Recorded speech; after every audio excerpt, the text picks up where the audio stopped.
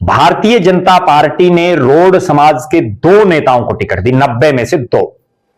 एक इसी घरौंडा से दी हरविंदर कल्याण को लगातार तीसरी बार, और एक टिकट दी पुंडरी से सतपाल जांभा को।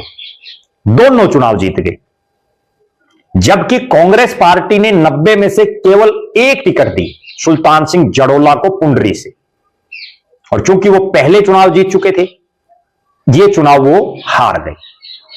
लिहाजा यहां कांग्रेस पार्टी को अगर अपना खाता खोलना है, अगर उसको चुनाव में कुछ करके दिखाना है, क्योंकि 6 महीने तो इस चुनाव के जा चुके हैं, लगभग 1 साल लोकसभा के चुनाव को होने को है, लिहाजा अगले चुनाव की तैयारियां शुरू हो गई हैं, नेताओं ने भी अपनी कमर कसनी शुरू कर दी है।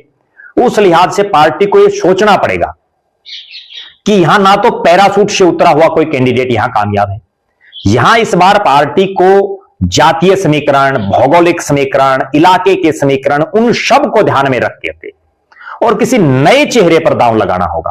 क्योंकि जिस तरह से दो ही नेताओं को हम ये कह सकते हैं, एक वीरेंद्र सिंह राठौड़ और दूसरे जो कंवर रामपाल सिंह का परिवार है, उन पर कांग्रेस यहां बार बार दांव खेल रही है और वो बार बार उनका दांव फेल साबित हो रहा है। तो कहीं ना कहीं कोई जरूरी नहीं है कि कोई आदमी संगठन में मजबूत हो तो वो चुनावी राजनीति में भी कामयाब हो सकता है।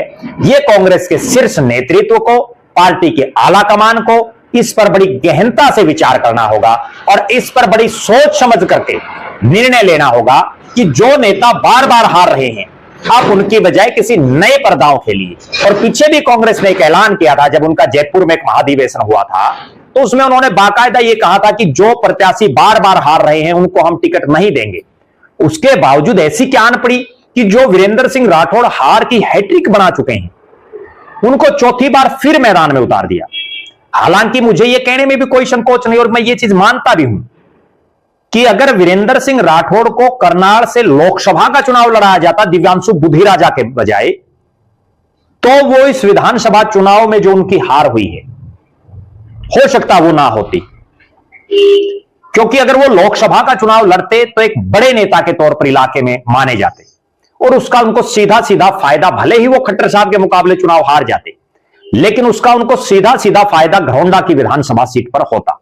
और अब तो वीरेंद्र सिंह राठौड़ को जो है अपने संगठन की राजनीति की तरफ या तो वो ध्यान दे, और या अगर वो इलाके में ध्यान देना चाहते हैं तो यहां लोगों के बीच में रहना शुरू करना पड़ेगा, तभी बात बन पाएगी।